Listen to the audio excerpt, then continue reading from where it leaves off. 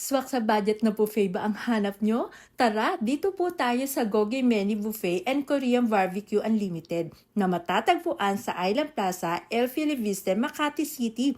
Open sila 24 hours, kaya anytime na mag-crave kang kumain, pwedeng pwede. Isa sa nagustuhan ko dito, ang lawak na space nila at very accommodating ang mga staff.